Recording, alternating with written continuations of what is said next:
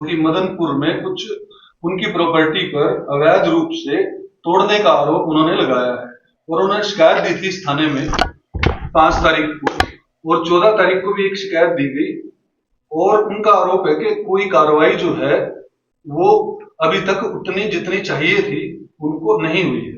तो इस विषय में क्या कहना चाहेंगे सर? देखिए, इसमें दोनों पक्षों की तरफ से हमें दरखास्त प्राप्त हुई है, अनुज की तरफ से भी और दूसरा पक्ष पंकज की तरफ से दरखास्त प्राप्त हुई है। जो एक ये अभी तक जांच में सामने है कि फरवरी का मामला है, फिर भी इसमें इंक्वायरी कर रहे हैं। इंक्वायरी के उपरांत ही मैं आपको कुछ बता पाऊंगा।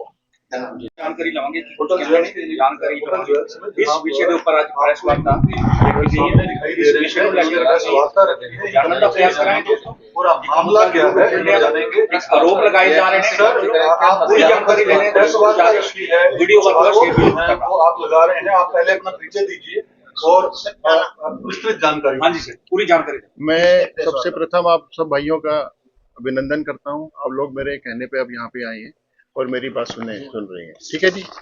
मैं अनुज सिंघल करनाल का निवासी और एक व्यवसायी हूँ।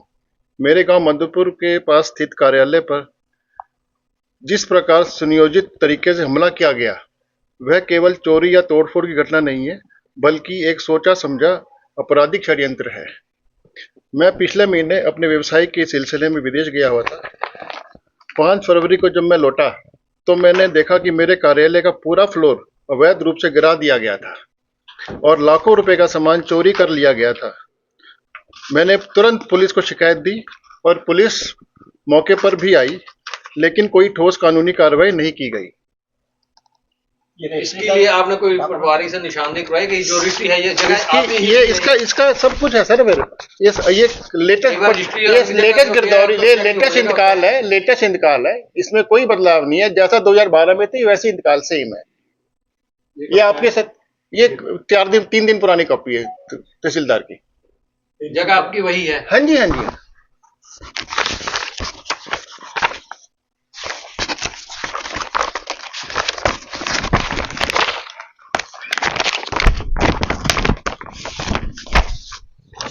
बयान भी दे के आया हूँ अपने आईओ कुलदीप नारायण जी को।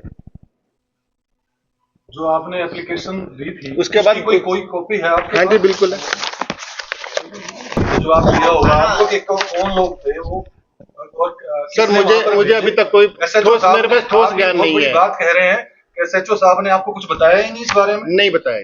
और तारीख कब से लेके अब तक की? 5 तारीख को मेरी 5 तारीख से मेरी कंप्लेंट है।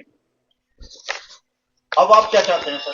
उसके ऊपर एफआईआर दर्ज की जाए और उसके ऊपर जो भी सामने आरोपी आते हैं तो उन पे एक्शन लिया जाए। सर मेरी तो दरखास्त यही है